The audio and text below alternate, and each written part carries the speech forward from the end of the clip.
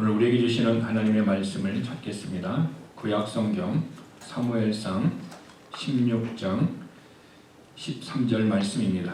원래는 14절까지 읽어야 되는데 오늘 13절만 읽겠습니다. 다 함께 사무엘상 16장 13절 함께 하나님의 음성을 합독하면서 다 함께 듣겠습니다. 사무엘이 기름불병을 가졌다가 그의 형제 중에서 그에게 부었더니 이날 이후로 다윗이 여호와의 영에게 크게 감동됨으로 사무엘이 떠나서 라마로 가니라. 아멘. 저는 오늘 그날 이후로 라는 제목으로 하나님의 말씀을 함께 나누겠습니다. 하나님은 살아계십니다. 살아계신 하나님은 그 살아계심을 하나님의 말씀을 기록하셔서 우리에게 주셨습니다. 그러므로 성도는 하나님의 말씀을 따라서 순종하는 삶을 살겠다고 결정한 사람들이 성도고 하나님의 자녀이기도 합니다. 그러므로 우리는 오늘 말씀을 통해서 하나님의 말씀을 듣고 순종하는 것이 얼마나 중요한가 우리는 알게 될 것입니다. 뿐만 아니라 우리는 하나님의 말씀을 가볍게 여기는 자와 또 하나님의 말씀을 믿음으로써 순종하는 자의 차이가 얼마나 큰가를 우리는 성경을 통해서 알게 될 것입니다. 그러므로 우리는 그날 이후로 하나님의 말씀이 임하고 그날 이후로 하나님의 어떤 비전이 임하고 그날 이후로 사람이 인생이 바뀌어졌던 모습을 우리는 성경을 통해서 살펴볼 것입니다. 하나님은 태초에 사람을 만드시고 먹을 음식을 채소만 먹게 하셨습니다. 그러나 1600년이 지난 후에 노아의 홍수가 난 이후로 말미암아 식생활이 변화가 왔습니다. 그것은 하나님께서 창세기 9장 3절에 보면 모든 산 동물은 너희의 먹을 것이 될지라 그랬어요. 그러니까 1600년 동안 사람은 채소, 야채만 먹고 살다가 하나님이 노아 홍수의 사건 이후로 말미암아 우리에게 고기를 먹을 수 있도록 허락해 주셨습니다. 그것은 하나님이 우리의 건강을 지키고 노아의 홍수로 말미암아 환경이 파괴된 것을 아시기 때문에 우리에게 새로운 어떤 육신의 양식을 더하여 준 것입니다. 여러분, 노아의 홍수는 며칠간 있었습니까? 보통 사람들은 40일이라고 얘기합니다. 이것은 주일학교에서 우리가 그렇게 배웠기 때문에 40일이라고 하는 것입니다. 그러나 성경을 자세히 보면은 노아의 홍수의 시작은 노아의 나이에 600세 되던 그해 2월 17일에 이에서 노아의 홍수가 시작되었다 얘기합니다. 그러면 홍수는 언제 마쳤느냐? 노아가 601세 되었을 때 2월 27일에 홍수가 끝났다라고 성경은 얘기하고 있습니다. 그러므로 성경은 한 달을 30일로 계산합니다. 그래서 노아의 홍수 기간은 총 370일 동안 이 땅에 있었다라고 성경은 기록하고 있습니다. 이 노아의 홍수 이전과 이후의 삶의 모든 것이 바뀌어졌습니다. 사람의 생명도 단축되어졌고 사람이 먹을 것도 이제는 고기를 먹을 수 있도록 하나님이 허락해 주셨습니다. 노아의 인생은 홍수를 기점으로 그의 인생이 완전히 바뀌어졌어요. 그 이전에는 자기의 가족들 주변의 사람들이 많이 있었습니다.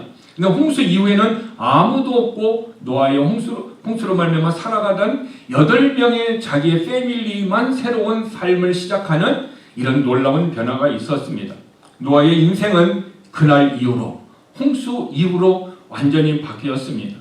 우리의 삶도 이전과 이후로 바뀌어진 삶이 있습니다. 그것은 이민 오기 전에 한국의 삶과 이민 온 이후의 미국의 삶은 완전히 바뀌어졌습니다. 심지어는 어떤 사람은 국적까지 바뀌어지고 어떤 사람은 이름까지 바뀌어지고 더 나아가 어떤 사람은 성도 바뀌어지는 이런 놀라운 변화들이 우리의 삶에 있다라는 것입니다. 그러면은 그것 외에 우리 인생에 가장 중요한 바뀌는 것이 하나 있었습니다. 그것은 본 어게인입니다.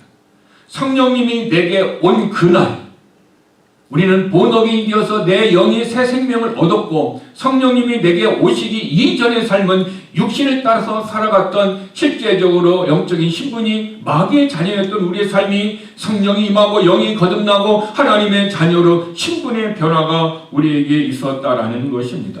그러므로 우리 인생의 삶은 기점이 바뀌어지는데 육신의 기점은 이미 온 이후 또 이전과 달라질 수 있지만 그러나 우리의 영적인 삶은 내가 거듭나는 순간, 성령이 내게 임하는 순간, 내가 하나님의 자녀로 본어게 있는 순간 이전과 이후로 우리는 바뀌어졌는데 그래서 우리는 지옥으로 가는 삶이 천국으로 바뀌어지는 모습으로 바뀌어질 뿐만 아니라 이 땅에서도 내 마음대로 살던 우리의 삶이 하나님을 의지하며 하나님의 도움과 하나님의 은혜로 살 수 있는 모습으로 우리에게 바뀌어졌습니다. 오늘 성경 본문은 다윗을 얘기하고 있습니다. 다윗에게 사무엘 선지자가 머리에 기름을 붓는 그 순간에 어떤 일이 일어났습니까? 그날 이후로 여호와의 영이 다윗에게 크게 임하니라. 즉 사무엘이 다윗의 머리에 왕으로 기름 붓는 어린 소년 다윗에게 하나님의 영이 그의 마음속에 들어갔다라고 성경은 기록하고 있습니다. 다윗이 그의 인생이 바뀐 것은 자기 마음속에 성령님이 오셨느냐 오시지 않았느냐 이 시점으로 달라지고 있다는 것입니다. 그러면 우리는 어떻습니까? 우리는 언제 성령이 임하고 우리는 언제 성령이 우리에게 들어오시고 우리는 언제 성령의 인도하심을 따라 살 수 있습니까? 본어게 이르는 순간 우리는 성령님이 우리 안에 들어오고 우리도 성령 안에 들어간다는 사실인 것입니다. 그래서 고린도전서 12장 3절에 성령이 아니고서는 누구든지 예수를 주라 시인할 수 없다라고 얘기합니다. 즉 우리가 예수님을 믿어 하나님의 은혜를 얻는 것도 누구의 역사예요? 성령님의 역사라는 거죠. 그러므로 우리 안에 성령님이 계십니까? 안 계십니까? 성령님이 계십니다. 우리는 성령을 받은 사람이라는 것입니다. 다윗에게 성령이 임하였듯 우리에게도 지금 성령이 임하였다라는 것입니다. 다윗에게 성령이 임한 그날 이후로 그의 인생이 바뀌어졌다면 우리에게도 성령의 능력과 성령이 임한 그날 이후로 우리의 삶도 달라졌다라는 것입니다. 그런데 오늘 본문 사무엘상 16장 13절이지만 13절, 14절을 우리는 읽지 않았습니다. 여러분들이 14절을 집에 가서 읽어보시기를 바랍니다. 14절에 보면은 여호와의 영이 사울에게서 떠나고 여호와께서 부르시는 악령이 그를 번뇌하게 한지라 그랬습니다. 무엇을 얘기합니까? 다윗에게는 하나님의 영이 임했는데 사울에게는 하나님의 영이 떠나갔다라는 거예요. 떠나간 것으로 끝이 난 것이 아니라 하나님께서 부르시는 악령을 사울을 괴롭게 했다라고 성경은 얘기하고 있는 것입니다. 그러므로 다윗에게 성령이 임하는 그날은 다윗은 성령이 임할 때 사무엘이 다윗의 집에 있었습니다. 자기 아버지 집에 있었습니다. 그러나 사울은 어디에 있었습니까? 사울은 거리적으로 떠난 사울도 자기의 집에 있었습니다. 그런데 기름은 이쪽에서 부었는데 하나님의 성령이 그에서 어떻게 합니까? 떠나가서 다시 다윗에게로 왔고 또 사울에게는 어떻게 합니까? 하나님이 부르신 악령을 또한 그에게 넣어주었다라는 것입니다. 공간적으로는 떨어져 있지만 영의 역사가 동시에 일어났다라는 것을 성경은 우리에게 가르쳐 주십니다. 다르게 얘기하면은 다윗에게 성령이 임한 그날이 사울에게는 어떻게 성령이 끝나는 저주의 시간이 시작되었음을 성경은 우리에게 알려주고 있는 것입니다. 그러면 우리는 왜 사울에게 성령님이 떠나셨는가를 우리는 알아야 합니다. 사울에게는 성령이 떠났지만 신약 시대를 살고 있는 우리들에게는 성령이 떠날까요? 안 떠날까요? 우리에게는 떠나지 않습니다. 구약 시대에서는 성령님이 하나님이 특별한 사람들에게 임하게 했습니다. 그리고 떠나기도 했습니다. 삼손에게도 임하겠다가 떠나기도 했습니다. 사울에게도 임하겠다가 떠나기도 했습니다. 그러나 신약의 마가의 다락방에 성령이 임한 순간부터는 그 마가의 다락방 이후에 예수님을 믿은 사람들에게는 성령님 어디 합니까? 우리 안에 계십니다. 그러므로 우리는 성령이 계시는 하나님의 성전이라고 성경은 우리에게 가르쳐주고 있습니다. 그러나 우리에게 임하신 성령님은 떠나지 않습니다. 왜냐하면 성령님 우리 안에서 인도하시고 우리를 말씀하실 뿐만 아니라 우리가 주님 앞에 섰을 때 성령님이 친히 우리가 하나님의 자녀라는 사실을 변호해 주실 줄 믿습니다. 그래서 성령님은 우리에게 떠나지 않습니다. 그거는 우리가 염려할 필요는 없습니다. 그런데 왜 사울에게서 성령님이 떠났느냐라는 것을 우리는 알아야 된다는 것입니다. 그 답을 사무엘상 15장 23절에 그 답을 주고 있습니다. 왕이 여호와의 말씀을 버렸으므로 여호와께서 왕을 버려 왕이 되지 못하게 하셨나이다 그랬습니다. 답은 간단합니다. 말씀을 버렸다라는, 사울이 말씀을 버려서 하나님도 누구를 버렸다? 사울을 버렸다. 그래서 왕에게 주어주신 권세나 축복과 그의 왕의 대대로 이어가는 가문의 축복이 그의 가문의 끝이 났다라고 성경은 선언하고 있습니다. 굉장히 무서운 말이기도 합니다. 사울이 성령이 떠나간 근본적인 하나의 이유가 있다면 하나님의 말씀을 버렸다라는 거예요. 그러면 여기서 버렸다라는 의미를 우리는 알아야 할 필요가 있습니다. 이 버렸다라는 의미는 내가 단순히 사용하지 않는다 그런 의미가 아니라 이것은 내가 충분히 검토하고 생각했는데 이 말씀이 내게 전혀 가치가 없고 쓸모가 없어서 내가 그것을 물건처럼 쓸모없게 버렸다라는 의미를 가지고 있습니다. 그러니까 자기 마음속에 하나님의 말씀의 가치가 무엇으로 봤어요? 제로로 보은 거죠. 쓸모없는 말씀으로 여겼다라는 것이 바로 버렸다라는 의미를 가지고 있습니다. 그러므로 사울이 말씀을 버렸다라는 것을 하나님의 말씀을 가치 없는 것으로 여겼다. 우리도 새 옷을 사오면은 30년 전에 사왔던 그 옷이 이제 떨어지면 어떻게 해요? 가치 없는 것을 여기면 어떻게 해요? 때로는 도네이션 하기도 하지만 때로는 되게 어떻게 해요? 다른 사람도 입을 수 없을 정도로 헤어졌다면 우리는 버리는 거죠. 맞습니까? 바로 사울이 말씀을 버렸다는 의미는 우리가 쓸모없는 가치가 제로인 것을 음식 쓰레기가 상해서 버리듯 하나님의 말씀을 사울은 그렇게 버렸다라고 성경은 우리에게 가르쳐주고 있습니다. 그래서 하나님은 사울이 하나님의 말씀을 자기 인생에 쓸모없게 여겼기 때문에 하나님도 사울을 어떻게 해요? 쓸모가 없는 가치 없는 인생으로 여겨서 그의 왕권의 축복을 어떻게 합니까? 이어가지 못하게 하고 하나님의 축복의 촛대가 누구에게로? 다윗의 가문에게로 옮겨졌다라는 것이 하나님의 말씀의 가르침입니다. 그러면은 사울이 어떤 말씀을 버렸기 때문에 도대체 사울은 이런 하나님으로부터의 저주를 받았습니까? 그것은 하나님이 사울에게 이렇게 얘기했습니다. 너희가 전쟁에 나갈 때에 아말렉 사람하고 전쟁을 할 때에 어떻게 했습니까? 내가 전쟁을 이기게 하겠다. 그러나 조건이 하나 있다라는 거. 모든 소유를 다 진멸하라는 거죠. 사람도 죽이고 왕도 죽이고 짐승도 죽이고 모든 것 싹 다 죽이라 라는 말씀 하나였습니다. 근데 사울은 전쟁에 나가서 어떻게 해요? 승리했습니다. 근데 어떻게 했어요?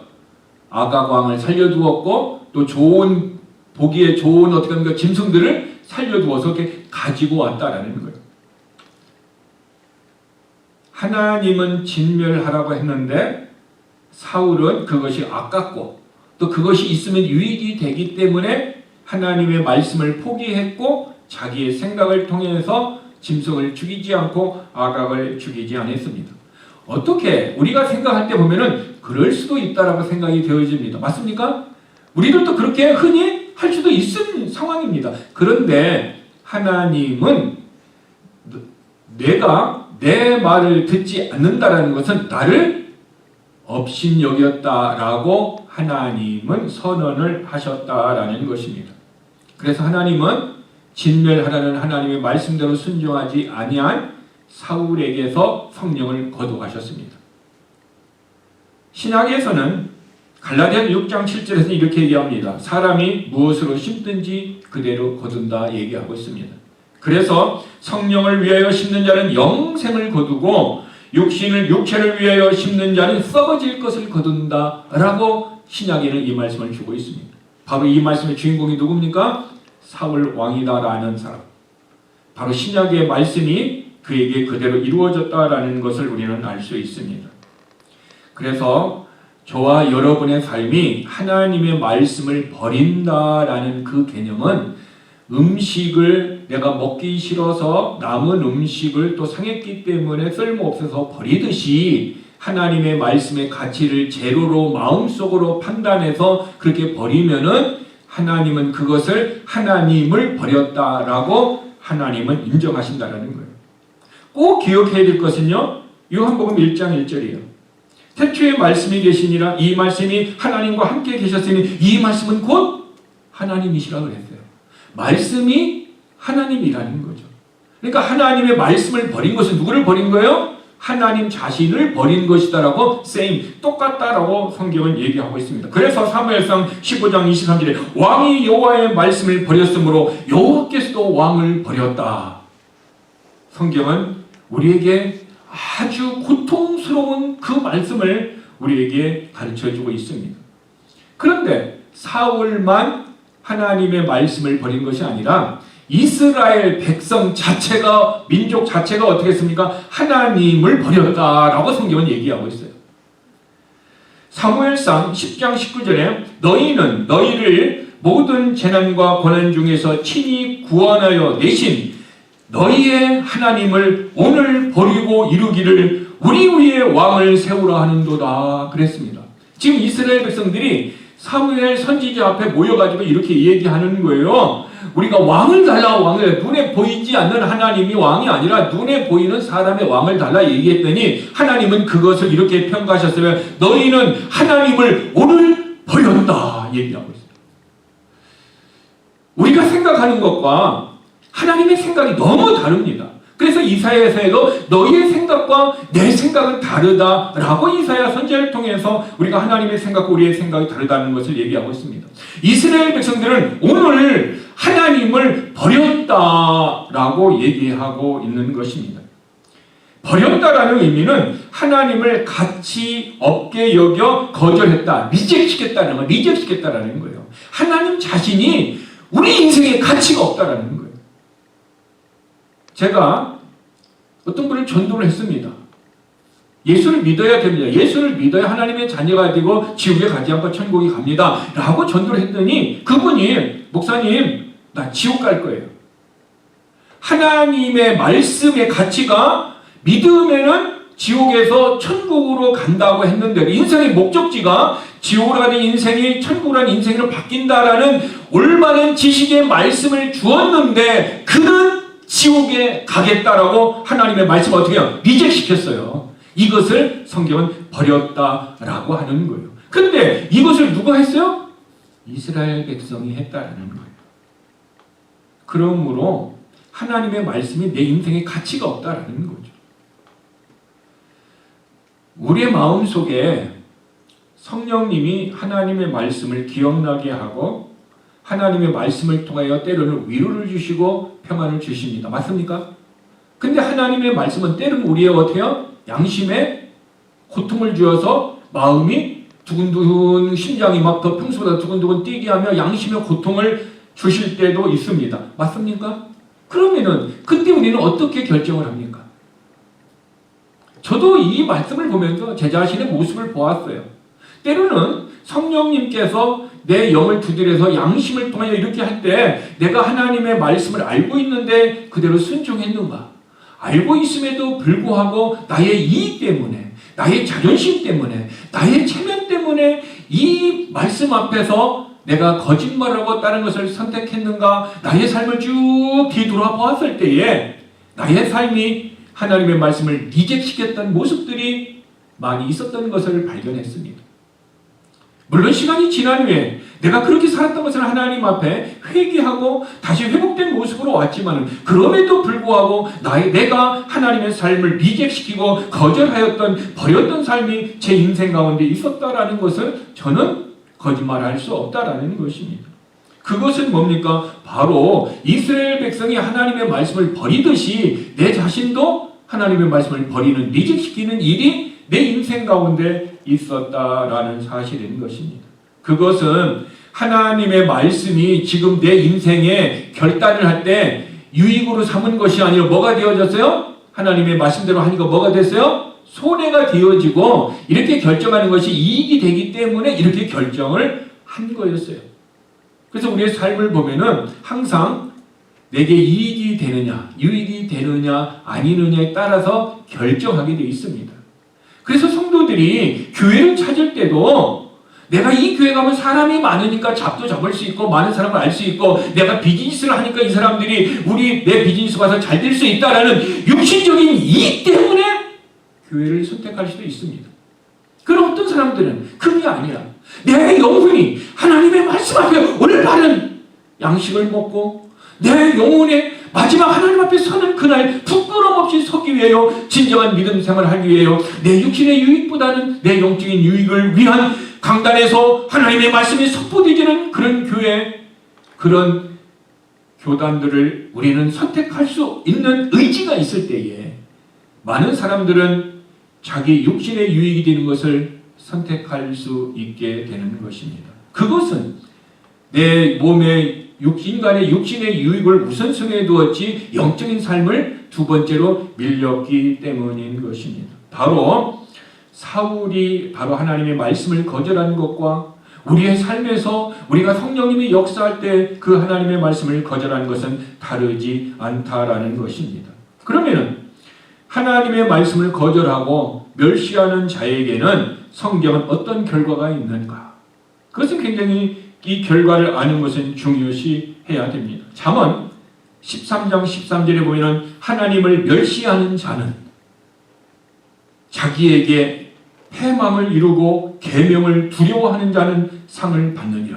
두 종류의 비교를 해서 나왔습니다. 하나님의 말씀을 멸시하는 자와 하나님의 계명을 어떻게 합니까? 두려워하는 자가 있다는 거예요. 두려워하는 자는 뭘 한다? 상을 준다라는 거죠. 전에 어떤 권사님이 이런 얘기를 했어요. 나는 하나님의 말씀이 두려워서 내게 맡겨진 일을 안 해야 안 할 수 없고 몸이 힘들고 어려워도 이것을 맡기기 위하여 내가 교회 와서 하고 내가 집에 갔다. 하나님을 두려워하는 마음이 그의 마음이 있을 때 자기에게 맡겨진 그 일을 행할 수 있었고 그것을 통해 하나님은 그에게 상을 주신다는 그 말씀이 저의 삶 가운데 기억이 났습니다. 그러면 중요한 것은 하나님을 멸시하는 자에게는 패망을 이루고 있는, 여기서 패망을 이룬다라는 얘기는 뭐냐면은 대가를 치른다라는 것이죠. 그러니까 하나님의 말씀을 멸시하는 사람은 대가를 받는다. 지금 사울 왕도 어떻게 했어요? 대가를 받아서 성령님이 떠나가고 악한 영이 임하고 자기의 왕권이 자기 아들 요나단에게 내려갔어요? 못 내려갔어요? 못 내려갔어요. 아버지의 실수로 축복이 자녀에게 내려가지 못한 케이스가 지금 사울 왕이 하나님의 말씀을 멸시했다라는 사실인 것입니다. 그러면은 하나님의 말씀을 멸시했다라는 무슨 의미일까요? 멸시했다는 말씀은 하나님의 말씀을 가볍게 여겼다라는 거예요. 너무 가볍게 여겼기 때문에 이 얘기는 아까도 얘기했지만 가치 없는 것을 여겼다라는 하나님의 말씀을. 왜 이민 1세대의 부모들은 우리의 자녀들이 좋은 대학에 가서 전문적인 공부를 통해 전문적인 지식을 가지고 그런 직업을 가지고 미국에서 우리들보다 삶이 좀 더 신분적으로나 환경적으로 경제적으로 그런 좋은 삶을 살기를 원할까요? 그것은 그들이 어떻게 합니까? 그 삶이 가치 있기 때문에 그리고 그 삶이 축복이 되기 때문에 우리는 바라고 원하고 우리의 자녀들이 그런 삶이 되기를 원하는 것과 마찬가지로 그래서 우리들은 대가를 지불해서 헌신하고 잠을 자지 못하고 자녀를 위하여 희생을 합니다. 영적인 것도 마찬가지라는 것입니다. 말씀을 가볍게 여긴다, 멸시한다는 가볍게 여기는 것이 가치 없이 여기기 때문에 그렇습니다. 이 얘기는 쉽게 이해하면은 하나님의 말씀을 어떻게 합니까? 귀담아 듣지 않는다라는 거예요. 하나님의 말씀을 귀담아 듣지 않아요. 사람은요, 모든 사람이 다 어떤 말을 들을 때에 모든 사람의 말을 전체적으로 다 들으려고 하는 마음이 준비된 사람도 있습니다. 그러나 어떤 사람은 자기가 듣고 싶은 것만 들어요. 저 말은 듣기 싫으면 말을 해도 어떻게 하면 다른 생각을 하면 안 들어버려요. 바로 이것이 멸시한다는 거예요, 성경은. 내가 듣고 싶은 말만 귀담아 듣는다. 즉 하나님의 말씀도 듣고 싶은 것만 듣고 하나님의 말씀도 내가 원하는 것만 듣는 사람, 이것이 말씀을 뭡니까? 멸시하는 것이다 라고 성경은 가르치고 있는 것입니다. 그러므로 하나님의 말씀을 듣고 싶은 것만 들으면은 우리는 이것은 어떤 의미를 갖냐면은 담보 잡히는 것과 똑같아요. 저당을 잡혀요. 저당을. 누군가에게 어떻게 해요? 코사인을 잘못하게 되면 그 사람의 모든 것을 내가 어떻게 해요? 지불해 준다는 조건으로 내가 코사인을 하는 것과 마찬가지예요. 즉 저당을 잡혀요. 즉 내가 하나님의 말씀을 멸시하면은 패망을 한다. 내가 저당 잡혀서 반드시 손해를 본다라는 거예요. 사울은 이 하나님의 말씀을 알았는지 몰랐는지 모르겠습니다.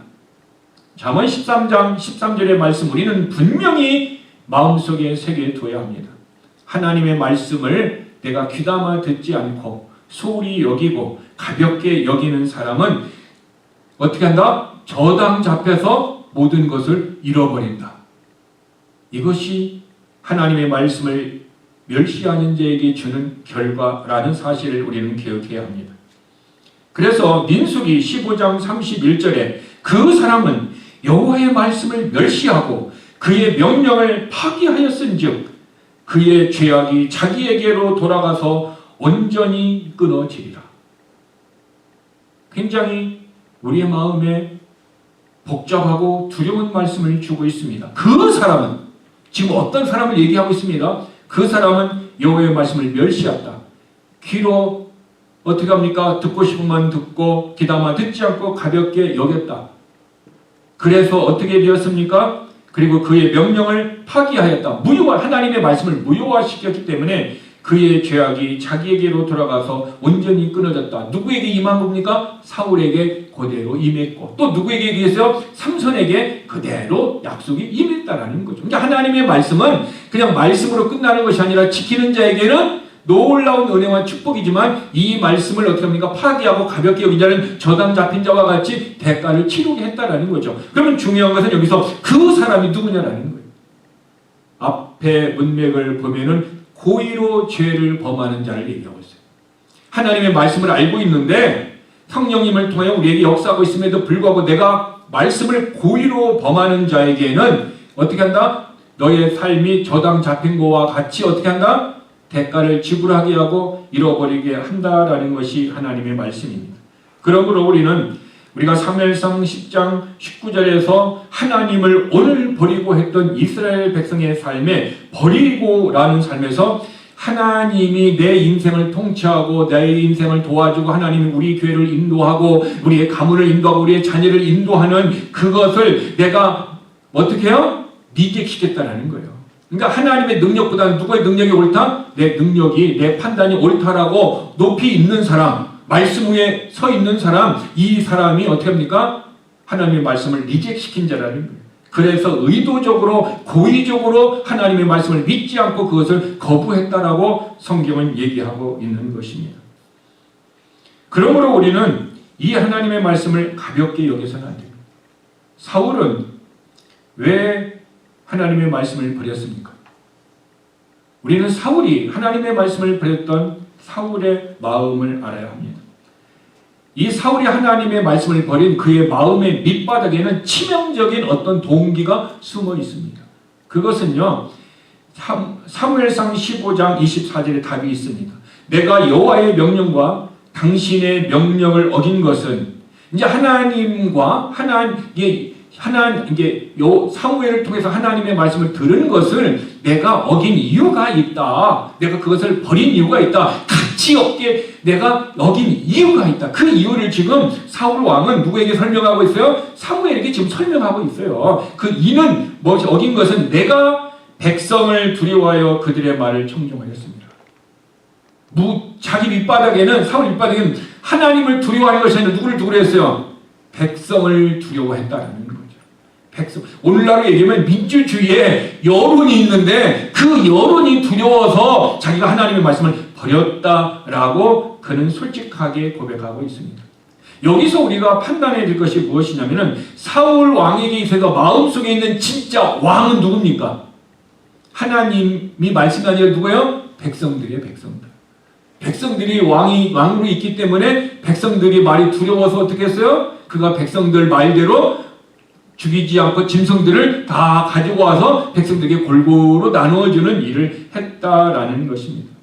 여러분, 민주주의는 민심을 중요시 여기고 있습니다. 근데 그 민심이 크리스찬에게 있어서는 생각해봐야 될 것이 하나 더 있어요. 그것이 하나님의 뜻이냐 아니냐. 이게 굉장히 중요해요.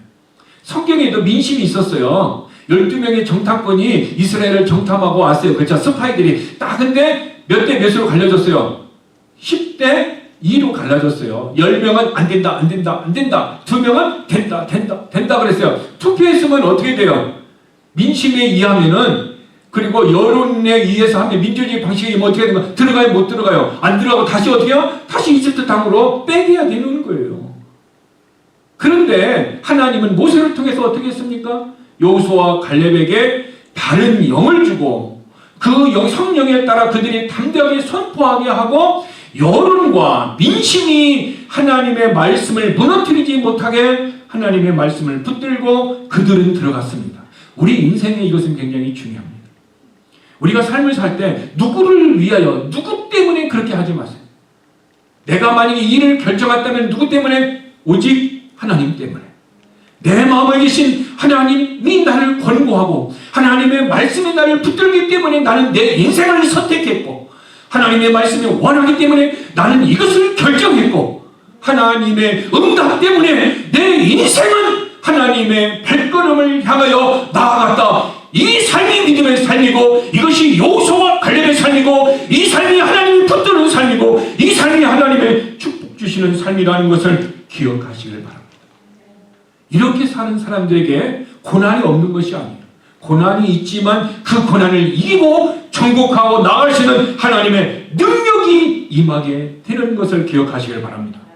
그래서 갈라디아서 1장 10절에 이제 내가 사람들에게 좋게 하려 하나님께 좋게 하려. 지금 내가 사람을 좋게 할 수도 있고 사람의 민심을 따를 수도 있고 하나님을 좋게 하고 하나님의 뜻을 살 수 있는 상황들이 우리 안에 있다라는 것을 얘기하고 있습니다. 이런 상황들이 있을 때 사람들에게 기쁨을 구하랴. 지금까지 내가 사람들의 기쁨을 구하였더라면 나는 그리스도의 종이 아니라. 즉 우리가 어떻게 결정해야 된다? 민심이 이렇게 와도 하나님의 뜻이 아니다. 그러면 나도 아니다 라고 얘기해야 되고 민심이 예스 해도 하나님이 노 하면 나도 노 해야 된다. 이것이 그리스도인, 그리스도의 종으로서의 삶을 살아가는 사람들에게 성경은 요구된다라고 우리에게 가르쳐주고 있는 것입니다. 사울은 순종보다는 종교적인 형식을 앞세운 신앙이 그가 치명적으로 말씀을 버린 동기가 되었습니다. 종교적인 형식이 하나님의 말씀에 순종하는 것보다도 어떻게 해요? 우선시했다라는 것. 즉 자기 합리화를 하나님의 말씀보다 우선순위에 두었다. 오늘 우리도 그렇잖아요. 사람들을 보면 이렇게 목사님 하나님은 성경은 이렇게 얘기하지만 살다 보면은 환경이 힘들고 어려우니까 어쩔 수밖에 이렇게 할 수 없잖아요. 이렇게 얘기합니다. 맞습니까? 이런 일들이 우리 주변에 있고 우리도 그런 삶을 선택할 수도 있었습니다. 이것은요. 사울과 같이 종교적인 형식, 종교적인 열심이 하나님의 말씀보다 위에 있기 때문에 우리가 나 자신을 합리화하려고 그렇게 얘기하는 것입니다. 즉 사울이 짐승을 가져온 걸 뭐라고 그랬어요? 내가 이것을 하나님께 제사하려고 가져왔다 이렇게 얘기를 했어요. 제사. 물론 제사도 드리겠죠. 그러나 나머지 제사 드리고 아는 그 남들 누가 갖는 거예요? 내게 있는 거예요. 내게 갖는 거예요. 그런데 하나님은 뭐라고 말씀하셨어요? 하나님의 마음은 사울의 마음과 달랐어요. 하나님은 사무엘상 15장 22절에 순종이 제사보다 낫다. 하나님의 말씀을 듣는 것이 네가 하나님 앞에 순양으로 기름을 드리는 것보다 낫다. 이 얘기를 했어요. 이게 나으니 낫다 이 얘기를 쓰셨다라는 거죠. 너희가 제사보다도 낫고 말씀을 듣고 순종하는 것이 훨씬 낫다 얘기합니다. 이 낫다라는 얘기는 창세기에 보시면은 성경에 보면은 하나님이 천지를 창조하시고 난 다음에 보시기에 심히 좋았더라. 이 좋았더라고 하는 것을 여기 사무엘상 15장 22절에는 낫다 이렇게 얘기해요. 이 얘기를 다르게 하면은 순종이 제사보다 좋았다 이렇게 얘기하는 거죠. 하나님의 말씀을 듣는 것이 내가 되어 하나님 앞에 순양의 기름을 하나님 앞에 드리는 것보다 좋았다 이렇게 말씀하시는 것입니다. 이 좋았다라는 사실은 말은 어떤 의미를 가지고 있냐면요, 우리가 겉으로 드러나는 형식 외적인 것보다 마음의 태도의 관점에서 먼저 우선적인 거라는 것을 기억하시길 바랍니다. 본질적으로 아름다운 것을 얘기하는 거예요. 본질적으로 나은 것을 얘기하는 거예요. 여러분, 어떤 사람이 옷을 이쁘게 입고 미용실에 가서 파마도 하고 멋있게 하고 향수도 뿌리고 교회에 왔습니다. 근데 그 사람은 물이 없어서 샤워를 한 달간 하지 못해서 몸이 지금 굉장히 지금 불편한 상태에 있는데 다른 사람에게 보이기 위해서 겉모습이 화려하게 왔습니다. 바로 이 모습이 사울의 모습이에요. 본질적으로 속은 지금 깨끗하지 못한데 겉으로만 깨끗한 것 같이 화려함을 보이는 상태. 이것은 하나님이 보시기에 좋은 겁니까? 좋지 않은 것입니까? 좋지 않은 것. 그래서 하나님은 베드로에게 많은 그릇이 있으되 겉보다는 속이 깨끗한 그릇을 주님이 즐겨 쓰신다는 거예요. 내 겉모습이 내가 어떤 옷을 입고 내가 어떤 화장품을 쓰고 어떤 차를 타고 하는 것보다 더 중요하고 더 본질적으로 하나님이 축복을 주는 사람은 어떤 사람이다? 너의 영이, 너의 마음이 깨끗한 사람이다. 그러니까 하나님은 우리의 중심을 보고 사람은 우리의 외모를 본다라는 말씀을 우리는 다시 한번 생각하게 되는 것입니다. 자, 그런데 성령님이 임한 사람과 성령이 떠난 사람이 있는데 문제는요, 하나님의 말씀이 임하고 성령이 임한 그날 이후의 삶이 어떤 모습으로 우리에게 있느냐라는 거죠. 우리는 성령이 다 임했습니다. 맞습니까? 그날 예수를 믿는 그날 이후에 우리에게 성령이 임했습니다. 자, 다시 우리는 그날 이후에 하나님의 말씀이 우리에게 임했습니다. 맞습니까? 요나에게는 니느웨를 가라는 말씀도 임했고 복음을 전하는 말씀도 임했고 노아에게는 방주를 지으라는 말씀도 임했고 또 아브라함에게는 본토 친척집을 떠나 갈 바를 알지 못하나 지시할 땅으로 가는 하나님의 말씀이 임했어요. 우리들에게도 하나님의 말씀이 임했다라는 거예요. 그러면은 하나님의 말씀이 임한 그날 이후에 우리의 삶은 어떤 모습인가? 사울은 그 말씀을 버렸어요. 그렇죠? 그러나 다윗은 그 말씀을 붙들었다라는 거예요. 그럼 우리도 어떻게 해요? 하나님의 말씀을 붙든 자와 버린 자의 차이를 우리는 자, 그런데 중요한 것은 여기서 굉장히 중요한 것이 있습니다. 하나님의 성령이 임하였고 말씀이 임하였었는데 말씀을 버린 자는요, 변명이 있다라는 거예요. 우리말에 핑계 없는 무덤이 없다라는 말과 같이 바로 사무엘이 탁 와가지고 얘기합니다. 왜 이렇게 했느냐라고 물어봤더니 내가 백성을 더 들여와서 이렇게 했습니다 라고 얘기하고 있습니다. 근데 그 다음에 또 중요한 얘기를 하나 하고 있습니다. 사무엘상 15장 30절에 사울이 이르되 내가 범죄하였을지라도 이제 청하옵나니 내 백성의 장로들 앞과 이스라엘 앞에서 나를 높이사 나와 함께 돌아가소. 무엇을 얘기하고 있어요? 혹시 내가 죄를 지었으면은 내가 범죄했으면 그래도 내가 원하는데 지금 장로들이 있고 백성들이 있는데 이 사람들 앞에서 나를 좀 높여줘라. 내 체면 좀 세워줘라. 이렇게 얘기하고 있어요. 지금 사울의 중심이 하나님의 말씀이 있는 것이 아니라 뭐가 있었어요? 외식. 다른 사람이 외식이 꽉 차 있었다라는 거죠. 즉 사무엘의 책망을 받았던 사울은 회개의 모습으로 나아가는 것이 아니라 내 체면 좀 세워주세요 하고 위선의 모습으로 지금 누구에게 나왔어요? 사무엘에게 얘기하고 있다는 것입니다. 지금 사무엘은 영적인 모습으로 책망하고 있을 때 사울은 영적인 모습을 바르게 보지 못했다는 거예요. 말씀이 임했음에도 불구하고 말씀으로 나를 순종하지 못했던 그 모습이 상황 중에 벌어졌다면은 사무엘의 책망을 들었다면 바로 어떻게 돼야 돼요? 회개해야 살 길이 나는데 그는 어떻게 했어요? 회개하지 않는 거예요. 저는 이거를 볼 때 누구와 같다고 생각이 되어졌냐면은 이집트에 보면 바로가 있죠. 바로 왕이 있잖아요. 야, 개구리가 다 임했어요. 임해가지고 지금 막 지침시도 개구리, 부엌에도 개구리, 뭐 어디도 다 개구리가 임했어요. 그래서 모세가 와서 이 개구리를 하나 네가 원하면 없애주겠다 그랬어요. 언제 없어졌으면 좋겠느냐 그랬더니 바로가 뭐라고 그랬어요? 여러분 같이 여러분 집에 개구리가 있어요. 교회도 개구리가 있고 뭔 이런 다 개구리가 있으면 하나님이 이 개구리 언제 없어졌으면 좋겠느냐 딱 물으면 어떻게 할 거예요? 지금 없어졌으면 좋겠다 이 얘기잖아요. 근데 바로는 어떻게 하는 줄 아세요? 내일 없게 해달라는 거예요. 그 마음이 지금 누구에 똑같아요? 사울과 동일한 마음이에요. 여러분, 근데 반대적으로 다윗도요, 하나님의 말씀이 임했지만 그가 죄를 지었을 때 나단 선지의 책망을 들었을 때 그는 어떻게 했습니까? 완전히 사울왕과 반대의 모습으로 하나님 앞에 나아갔다라는 거예요. 시편 51편 11절에서 그는 나를 주 앞에서 쫓아내지 마시며 주의 성령을 내게서 거두지 마옵소서 하고 간절하게 기도하고 있고, 사무엘하 12장 13절에서는 다윗이 나단에 이르되 내가 여호와께 죄를 범하였노라 하고 회개하고 있다는 거예요.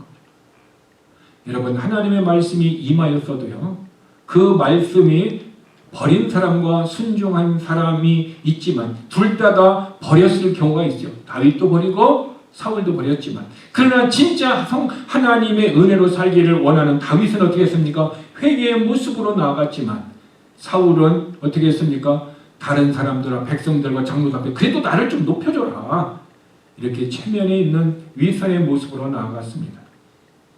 오늘 우리들의 삶에서 여호와 영이 떠난 사람과 여호와 영이 임한 사람이 왜 하나님은 이렇게 체인지를 시켜서 이런 역사를 했을까요? 그것은 하나님은 사람을 중심을 아시기 때문에 그렇습니다. 그러므로 저와 여러분이 하나님 앞에 나의 중심을 온전한 모습으로 나아가야 됩니다. 하나님은 우리에게 상한 마음, broken heart, 즉 우리의 마음이 지금 아주 낮아진 슬픈 모습으로 있는 것을 하나님은 요구하신다. 그리고 그런 사람을 가까이 하시고 치료하시고 회복시켜 주시고 그 의료를 주신다는 거예요. 저는 그 말씀 앞에서 날마다 하나님 앞에 나의 깨어진 마음을 드리고 싶어요. 내 의지로 내 능력으로 할 수 없으니 하나님의 능력으로 하나님의 의지로 우리 교회를 회복시키시고 우리 교회 성도들에게 하나님의 은혜를 부어주시고 우리의 조국과 우리가 살고 있는 이 땅에 하나님의 은혜를 부어달라요. 한 사람의 깨어진 마음을 가지고 나아갈 때 하나님은 그 사람의 기도를 응답해 주실 줄 믿습니다. 우리는 이렇게 사울을 통해서 현재적으로 우리들에게 하나님의 경고합니다. 촛대를 옮길 수 있다. 그래서 요한계시록 2장 5절에서도 그러므로 어디서 떨어졌는가를 생각하고 회개하여 처음 행위를 가지라. 만일 그리하지 아니하면 회개하지 아니하면 내가 내게 가서 내 촛대를 그 자리에서 옮기리라. 이것은 우리들에게 미래적인 경고의 메시지. 우리들에게도 촛대가 옮겨질 수 있다라는 것을 요한계시록을 통해서 우리에게 지금 경고하고 있는 것입니다. 그러므로 저와 여러분의 삶이 과거의 삶을 하나님은 묻지 않습니다. 왜? 회개하였기 때문에.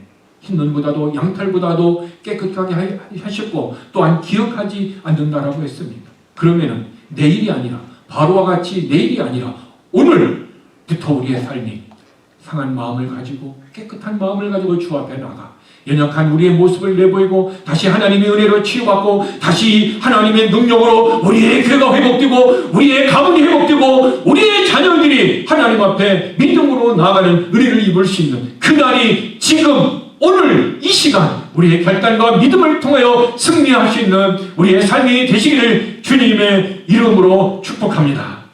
기도하시겠습니다. 우리 이 시간 우리가 하나님의 말씀을 듣고 어떻게 반응하느냐에 따라서 우리의 인생이 그날 이후로 결정되어집니다. 사울 왕은 하나님의 말씀을 받았음에도 불구하고 그는 그 말씀을 버렸습니다. 가치 있게 여기지 않았습니다. 그에게 있어서 하나님의 말씀은 최고였습니다.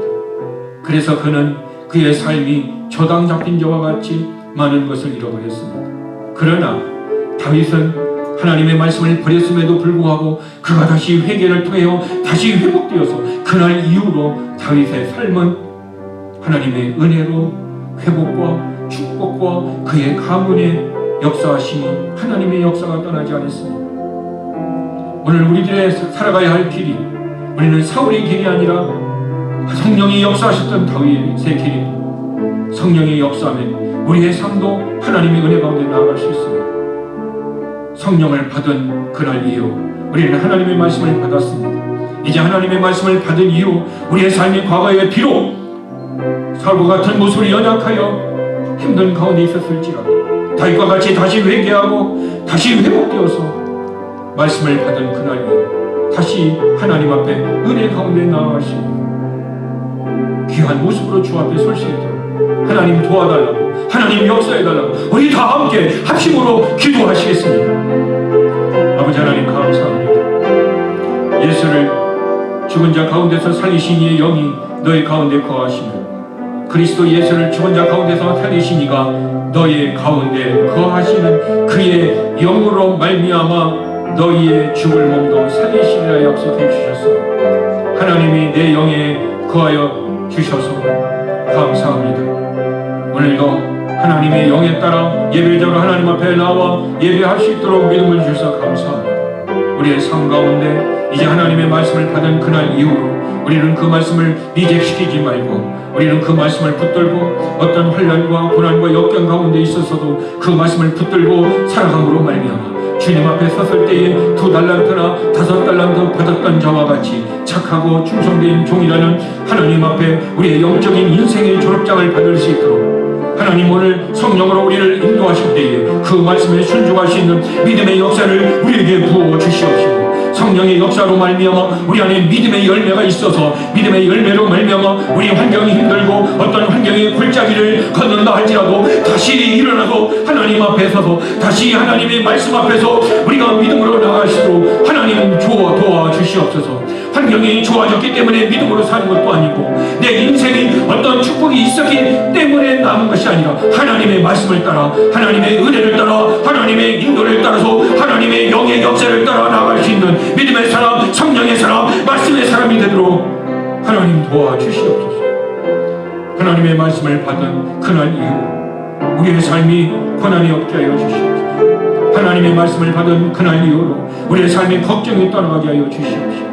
우리 안에 질병과 우리 안에 더러운 아픈 고통과 통증도 떠나가게 하여 주시고 오직 하나님의 은혜와 하나님의 축복만이 우리에게 머무르기를 원합니다. 하나님의 말씀을 받고 요나 선지자는 그 말씀에 불순종으로 반응했습니다. 하나님의 말씀을 받고 롯의 아내는 불순종으로 반응해서 뒤를 돌아보았습니다. 그들에게는 어떤 사정과 형편이 그의 인생 가운데 있었습니다. 그러나 하나님은 그의 사정과 그의 형편을 보시기 전에 하나님의 말씀에 그의 마음의 태도가 본질이 하나님께 있는가 그것을 보셨음을 우리는 알 수 있습니다. 우리들도 하나님의 말씀 앞에 우리의 마음의 태도가 우리의 본질적으로 하나님과 함께하고 하나님의 은혜를 따라 살아갈 수 있는 귀한 복된 믿음으로 그런 삶을 살아가도록 성령의 능력이 성령의 그 인도하심이 우리를 충만케 하여 주옵소서. 하나님께서 우리의 마음에 소원을 주시고 그 소원을 이루게 하신다고 했습니다. 우리에게 소원을 주시되 환경을 이길 수 있는 믿음의 더 큰 강한 능력을 갖는 소원을 주시고 말씀을 따라 순종함으로 하나님의 은혜의 유익을 따라 살아가 하나님이 주신 은혜를 받을 수 있는 그 소원을 주시고 그것을 이루어주시고 우리에게 주어주신 귀한 복된 삶을 하나님과 사람 앞에 부끄러움 없는 삶을 살지 않고 존경을 받는 복된 삶을 살도록 도와주시옵소서. 하나님 오늘 하나님 앞에 나올 때에 11조로 주의 헌금을 감성금을 드립니다.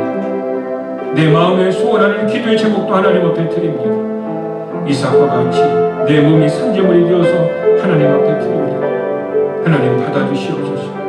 땅에서 드리지만 하늘에서 받아주시고 하늘에서 응답하여 다시 땅으로 우리들에게 축복을 리턴하여 주시옵소서. 그래서 그 축복으로 더 여호와를 경외하며 하나님을 두려워하며 하나님의 은혜 가운데 하루하루의 삶이 포도나무 가지가 포도나무에 붙어있어 열매를 맺듯 그런 건강의 열매, 물질의 축복의 열매, 환경의 열매, 인간관계의 열매, 우리 교회의 부흥의 열매를 맺는 그런 하나님의 미랄이 되도록 축복하여 주시옵소서. 예수님의 이름으로 기도드렸습니다.